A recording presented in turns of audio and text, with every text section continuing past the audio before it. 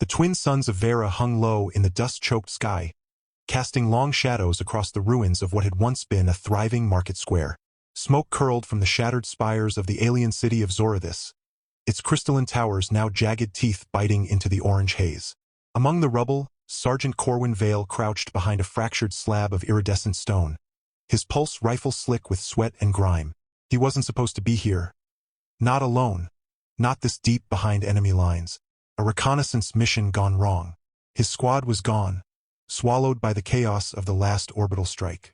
All that remained was the hum of distant drones, the crackle of burning synthwood, and the low moan of someone or something hurt nearby. Corwin wasn't a hero.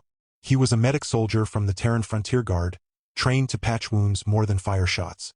But war had a way of reshaping men into whatever it needed. Healer, killer, or ghost. He adjusted the cracked visor of his helmet, eyes scanning through thermal overlay. A heat signature flickered near the collapsed awning of a vendor stall, small, irregular, but unmistakably alive. He hesitated. Every instinct screamed trap. The Varans were ruthless warriors, their fleets having pushed humanity back to the edge of the Andromeda Rift. Their soldiers wore bioluminescent armor that pulsed with aggression. Their commanders spoke in guttural clicks that chilled human ears. Yet the heat signature didn't move like a soldier. It trembled. He advanced slowly, rifle lowered but ready. Around the corner, half buried under debris, sat a woman. She was unlike anything Corwin had seen in briefing files. Her skin shimmered a deep, regal purple, like twilight captured in liquid amethyst. Long, snow-white hair spilled over her shoulders, matted with ash but still luminous. Her eyes, huge, almond-shaped, and the color of molten silver, locked onto his with startling clarity. She wasn't armed. No armor. Just a simple tunic torn at the shoulder, revealing a fresh burn across her collarbone. She held her side, breathing shallowly, but made no move to flee. "You're human," she said, her voice surprisingly melodic, layered with harmonics that resonated just beneath human hearing. Corwin blinked. "And you're Varen," he replied, voice rough from dust and exhaustion. She gave a weak smile. "And still breathing. That surprises even me." He lowered his rifle fully and stepped closer. "I'm Corwin. I can help if you let me." Her silver eyes narrowed slightly, then softened. "I am Lyra of House Vathos. And yes, I would welcome your help, Corwin of Earth." He knelt, pulling antiseptic foam and a med patch from his side kit. As he worked, cleaning the burn and pressing the patch over it, she flinched but didn't withdraw. Her skin was warm, hotter than human norm, and her pulse thrummed under his fingers like a hummingbird's wing. He noticed the way her white hair caught the dying light, how her fingers, though trembling, curled with quiet dignity. "You're not a soldier," she observed. "Medic. Or I was, before this whole mess."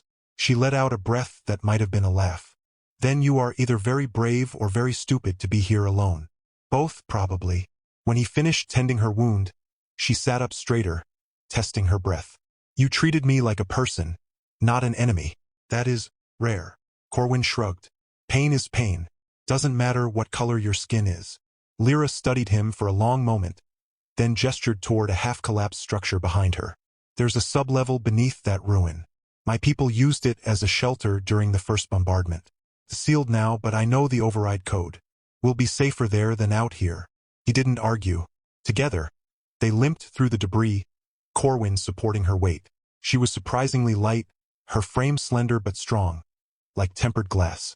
Inside the shelter, a cool, dim chamber lined with emergency rations and flickering biolights, they finally caught their breath. The silence stretched, thick with unspoken tension. "You're not like the others," she said finally, her voice quieter now. "Which others?" "The humans who came before. Raiders. Mercenaries. They took what they wanted and left ruin behind. Your kind says they fight for peace, but your ships burn our cities all the same." Corwin winced. "Not all of us. Most of us didn't ask for this war. It started over mining rights in the Helix Belt. A misunderstanding that spiraled. A misunderstanding that killed millions," she said flatly. Then, after a pause, "But you didn't shoot me on sight. You patched my wound." "Why?" He met her gaze. "Because I believe kindness is the only thing that survives war intact." Lyra looked away, her white hair falling like a curtain. "Kindness is a luxury on Vera. especially for women like me. Like you. She hesitated, then spoke as if each word cost her. My people, we are dying. Not from your bombs or your fleets, though those don't help. We are dying because no one will mate with us. Corwin frowned. I thought Varens reproduced through. We do, but only if there's a willing partner. And for decades no one has chosen us. Not our own men. Not off-worlders. Not even traders from the neutral systems. Why? She turned back to him, her silver eyes glistening. Because we are deemed flawed. Unworthy. Our lineage carries what they call the stillbirth mark. A genetic quirk that makes conception difficult. Many believe we cannot bear children at all. So we are cast aside. Barred from marriage alliances. Left to serve or fade. Corwin's chest tightened. But you said you can bear children. I can, she said fiercely. I've studied our biology my whole life. The mark isn't infertility, it's selectivity. We need specific genetic compatibility. Without it, yes, we remain barren. But with the right match, she paused, then added almost in a whisper, we can carry life more richly than any other Varen. He didn't know what to say. The weight of her isolation pressed against him like the thick air outside. They call us the silent wives, she went on, voice brittle. Never chosen, never loved, just waiting. Suddenly, the shelter's door hissed. Corwin spun, rifle raised, but it was only a small drone, battered and blinking erratically. It projected a shaky hollow message, a Varen military broadcast.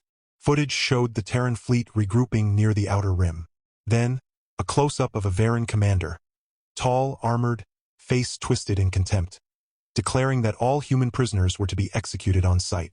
And then, a chilling addendum, all silent wives found aiding enemies will be stripped of house name and cast into the dune pits. Lyra paled, her purple skin turning ashen. They know I'm here. Corwin's mind raced. How long before they come? Hours. Maybe less. He exhaled sharply. Then we move. Now. She shook her head. I won't run forever. And you don't owe me anything. I'm not leaving you, he said, more firmly than he intended. She looked at him, really looked at him. Not as a soldier, not as an enemy, but as something else entirely.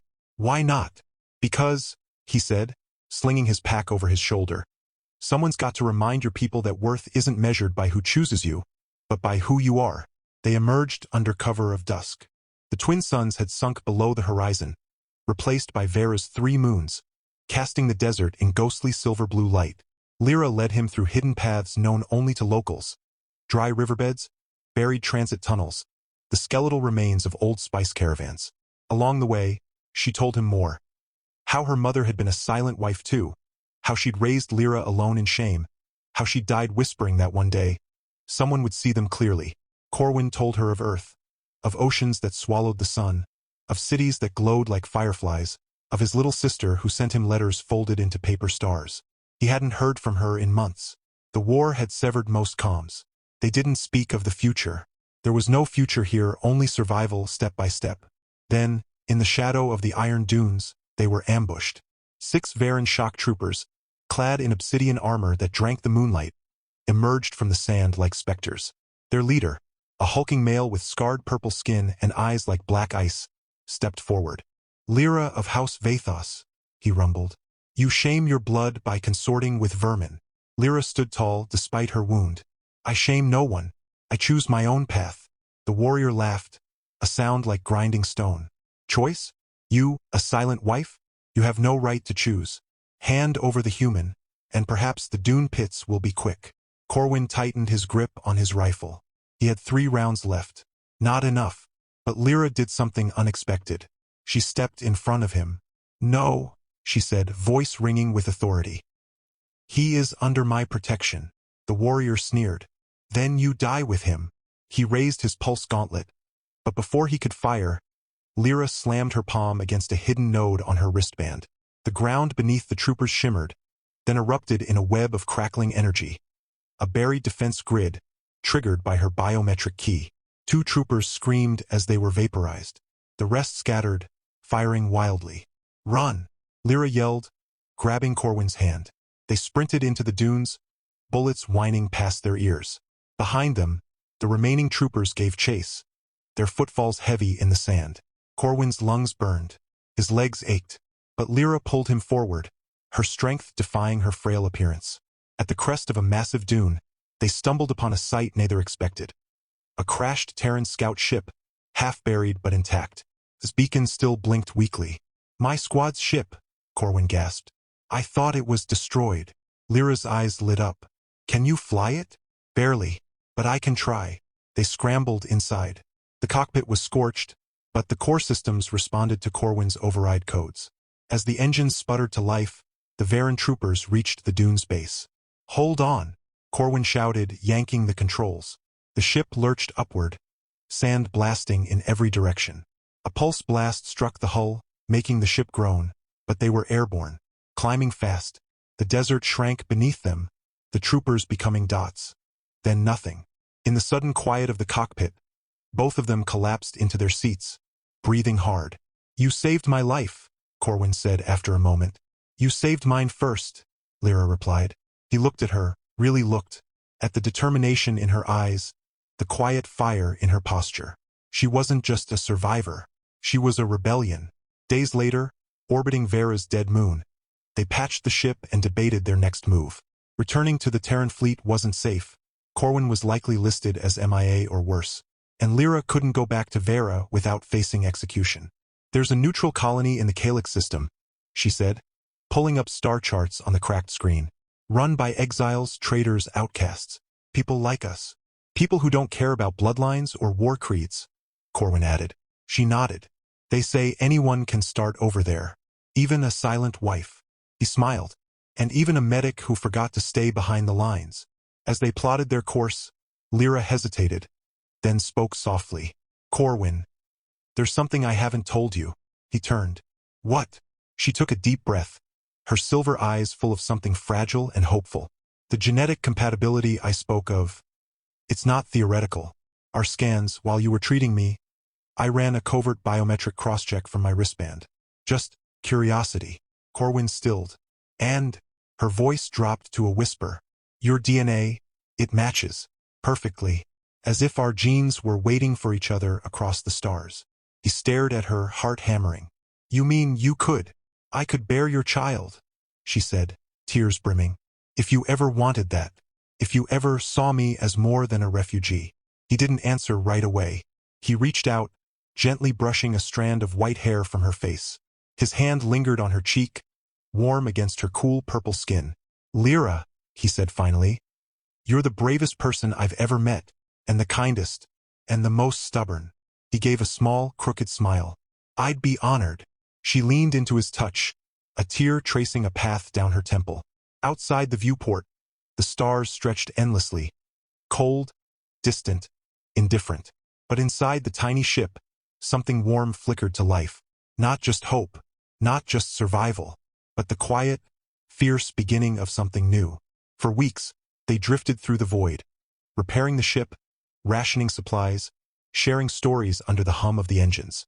Corwin taught her Earth idioms, raining cats and dogs, butterflies in your stomach, and she taught him Varen lullabies that sounded like wind through crystal trees. They laughed over burnt nutrient paste. They argued over navigation routes. They sat in silence, watching nebulae bloom like cosmic flowers. And then, one morning, Lyra woke with nausea and a strange glow in her eyes. She didn't say anything at first, but when Corwin found her staring at a private medical scan on the ship's terminal, he knew. He stood beside her, silent, reading the results. Embryonic signature. Viable. Hybrid. "It's real," she whispered, hand resting on her abdomen. He placed his hand over hers. "We're going to be parents," he said, voice thick. She turned to him, eyes wide with wonder and fear. What if our child is rejected? By your people? By mine?" Corwin thought of his sister's paper stars, of Lyra's mother's last words, of all the lonely souls caught between worlds. "Then we'll raise them where it doesn't matter," he said firmly. "In a place where love is the only lineage that counts." The ship banked toward the Calyx system, its engine steady, its course unwritten. Behind them, the war raged on. Planets burned, fleets clashed, empires crumbled. But ahead lay something neither of them had dared imagine. A future built not on blood or battle, but on a single, defiant act of trust in the middle of a desert no one else cared about.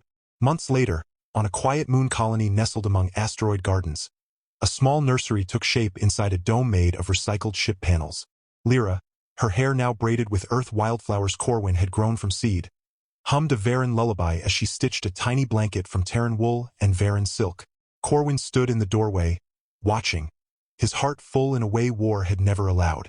Their child would be the first of a new kind, neither fully human nor fully Varan, but something entirely their own. A bridge, promise. And though the galaxy still burned with old hatreds, in that quiet room, under twin suns simulated by gentle lamps, a new story began. Not with a battle cry, but with a lullaby, a heartbeat, and the soft rustle of hope unfolding like a leaf in spring. The peace they'd carved out on the Calyx moon colony didn't last. It never does, not in a galaxy still choking on the smoke of war. It began with a signal. Not a distress call, not a military ping, but something older. A resonance pulse coded in the forgotten dialect of House Vathos, Lyra's ancestral line.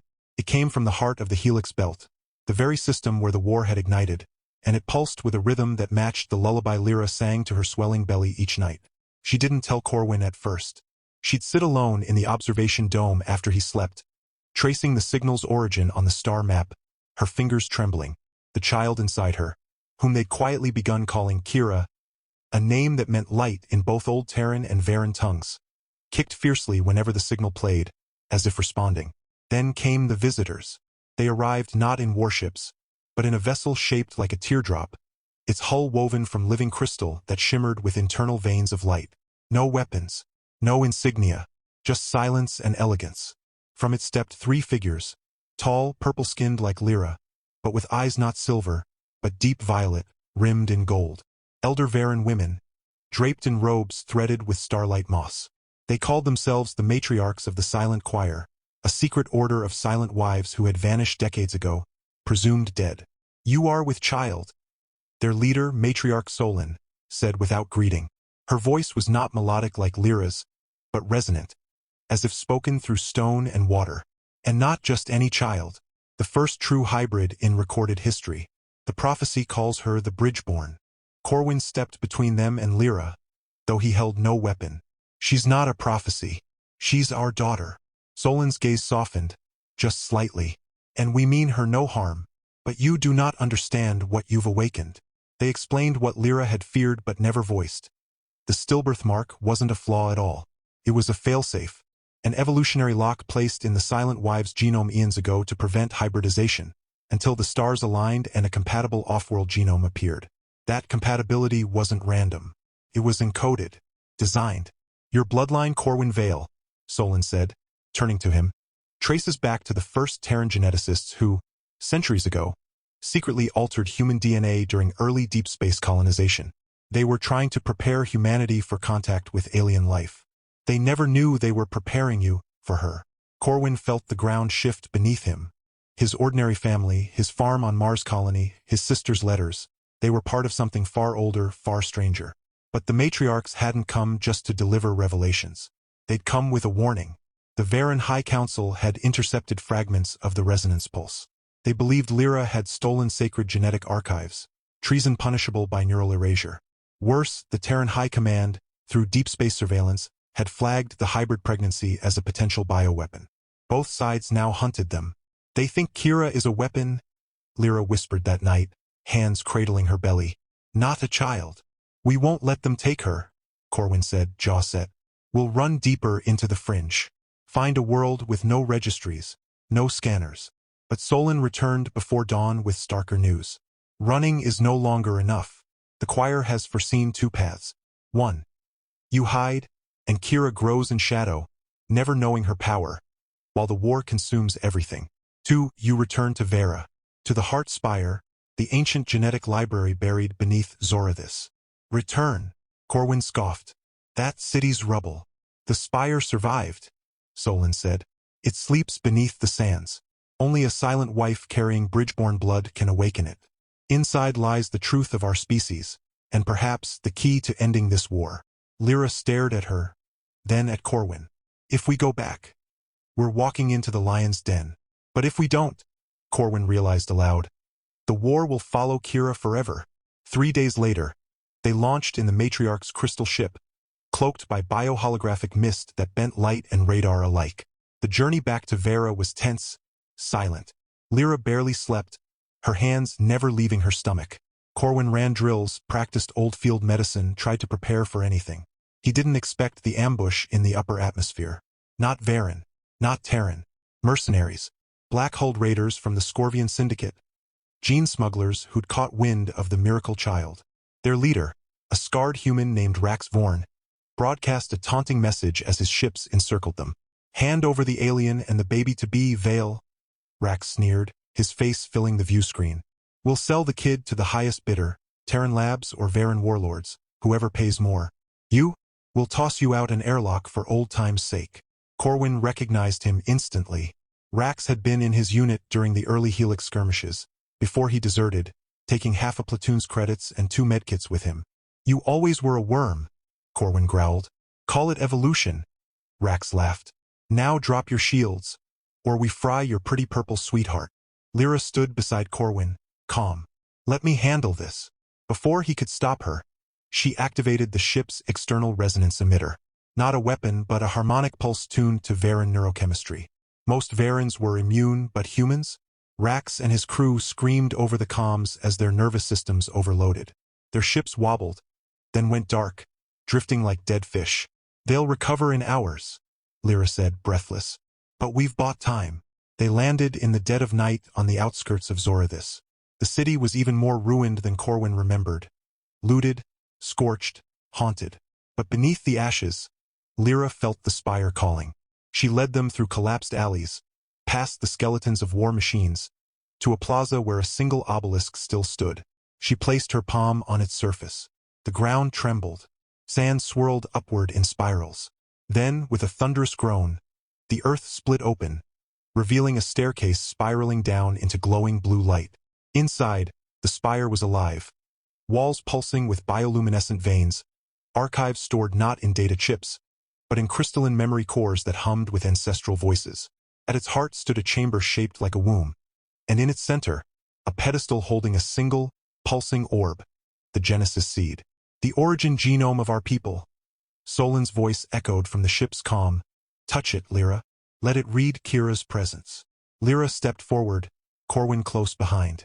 As her fingers neared the orb, it flared with light, and images flooded the chamber. Varens and humans standing side by side on lush worlds, raising hybrid children, building cities of harmony. Then, darker visions. Fear spreading, governments labeling hybrids as abominations, genetic purges, centuries of separation. "The war began," Lyra whispered, tears streaming, "because we forgot we were meant to be together." But their moment of revelation was shattered by the roar of engines. The Varen High Fleet descended like a storm of blades, led by General Vorik, the same scarred commander who'd hunted them in the dunes.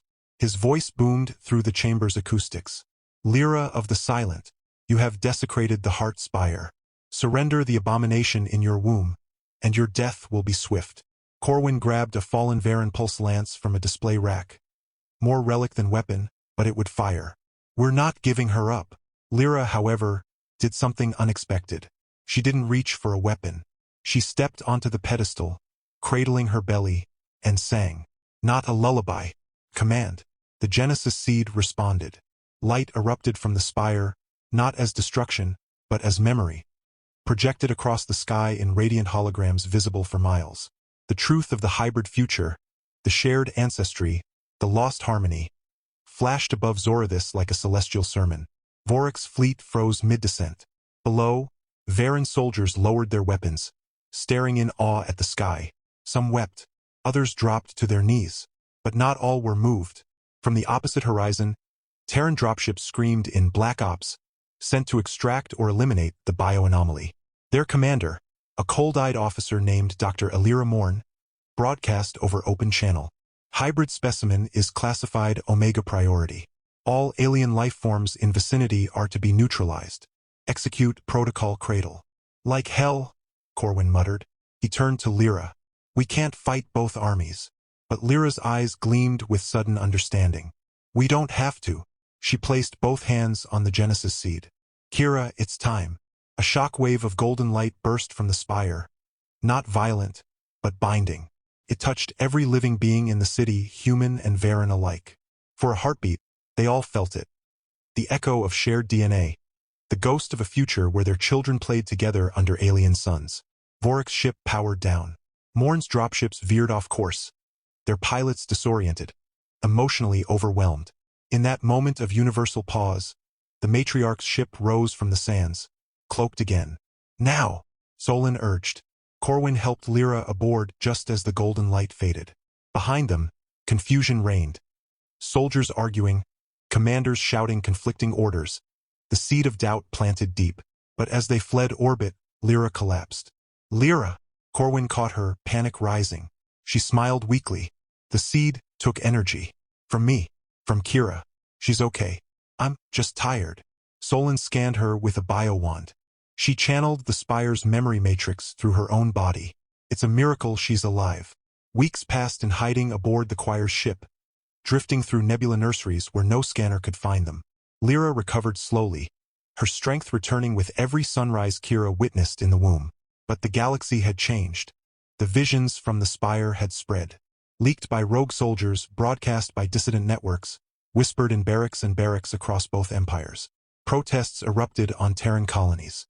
Mutinies flared in Varen battle groups. The war machine, so rigid for decades, began to crack.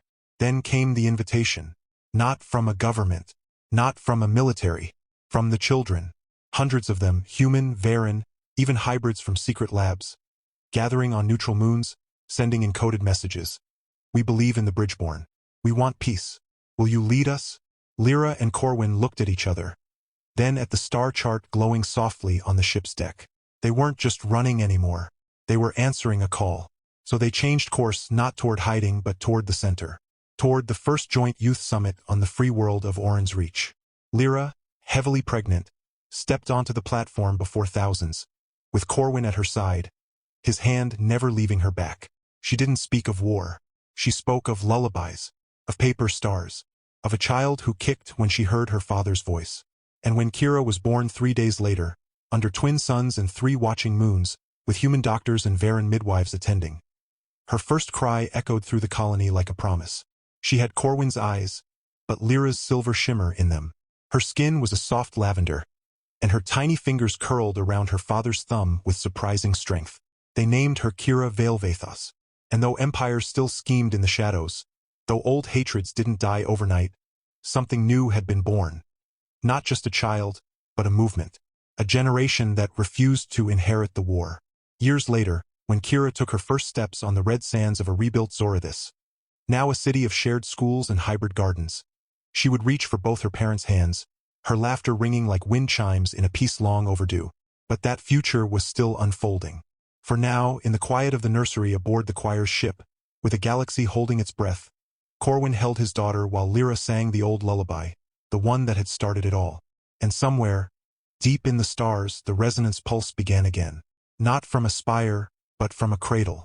Soft, insistent, alive. Years passed, not in the thunder of warships or the whisper of fugitives, but in the gentle rhythm of ordinary life rebuilt. The nursery on Orin's Reach, once a repurposed cargo dome, grew into a home. Walls lined with shelves holding Terran storybooks and Varen memory crystals, a garden outside where earth daisies intertwined with Varen moonblossoms, and a hammock strung between 2 reclaimed ship masts where Corwin often sat, reading letters from his sister, now a teacher on Mars colony. Kira grew quickly, her lavender skin deepening with health, her silver-flecked eyes soaking in the world with fearless curiosity. She spoke both Terran and Varen before she turned 3, often switching mid-sentence just to watch her parents laugh. She had Corwin's stubborn kindness and Lyra's quiet courage, and she carried both like badges of honor. The war never officially ended with a treaty signed in marble halls. It faded, star by star, heart by heart, as more children like Kira were born, not in secret, but in sunlight. Schools opened that taught both human history and Varen epics. Hospitals shared medical knowledge across species lines. And the term silent wife slowly lost its shame, replaced by bridge mother, a title of reverence. Lyra never returned to House Vathos, but she didn't need to. She founded the Harmony Archive with the last of the matriarchs, preserving not just genetic data, but stories of kindness in battle, of shared meals in refugee camps, of a human medic who once chose to heal instead of hate. Corwin, meanwhile, trained a new generation of field medics, human, Varen, hybrid, teaching them that the first thing you do in war isn't aim your rifle but check for a pulse. On Kira's 5th birthday, under a sky dusted with 3 moons and 1,000 stars, they held a small party. Not with dignitaries or fleets, but with neighbors. A Varen baker who made spice cakes that glowed faintly in the dark, a Terran engineer who built Kira a toy rover that chirped lullabies, and 2 hybrid twins who'd become her best friends. As the celebration wound down, Kira tugged Corwin's hand and pointed to the horizon. "Papa, look, the lights are dancing." He followed her gaze. In the distance, over the hills, the old Heart Spire, now restored as a peace monument, pulsed gently with soft blue light, synchronized with Terran auroras projected from orbital mirrors. It wasn't a weapon anymore. It was a beacon. Lyra joined them, wrapping an arm around each of them. "She's going to change the galaxy," she murmured. Corwin kissed her temple. "She already has." And in that quiet moment, with their daughter between them and the stars watching over a world learning to heal, they knew they had won. Not through force, but through love that refused to be silenced. The war had tried to erase them. Instead, they built something worth remembering. And that was enough. Years melted into decades, and the little dome on Orin's Reach blossomed into a sprawling homestead wrapped in flowering vines and laughter. Corwin and Lyra never sought grand titles or galactic fame. They built a life measured in bedtime stories, shared sunsets, and the joyful chaos of a growing family. Kira was only the first. Soon came Terran, with Corwin's stubborn grin and Lyra's silver eyes. Then Mira, who could hum Varen harmonies before she could walk. And little Jorin, the surprise of their later years, born with snow-white hair and a laugh that sounded like wind chimes in a summer storm. Their home was always full of mismatched boots by the door, of half-finished science projects on the kitchen table, of songs echoing from every room. Corwin taught his children how to mend wounds and grow tomatoes. Lyra taught them star lore and the quiet strength of dignity. They celebrated Terran holidays with pie and Varen festivals with lanterns that floated like captured dreams. Neighbors became family. Old soldiers from both sides, human and Varen, visited not as enemies, but as uncles and aunties, sharing war stories turned into lessons about mercy. Even General Vorik, long retired, brought Kira sweets on her birthday, his gruff voice softening whenever she hugged him. Lyra's once lonely heart now overflowed. No one called her silent wife anymore. In schools across neutral worlds, children learned how she and Corwin chose kindness over fear, and how that choice sparked 1,000 more. And every evening, without fail, Corwin would find Lyra on their porch beneath the twin suns, her white hair glowing gold in the dusk, their youngest asleep in her lap. He'd sit beside her, take her hand in his, still calloused, still warm, and say nothing. They didn't need to. They had love that outlasted war. Children who carried both their worlds in their blood. A home that welcomed all. And a future, bright and unbroken, stretching far beyond the stars. They lived, they loved, and they were happy, deeply, fully, wonderfully happy until the very end.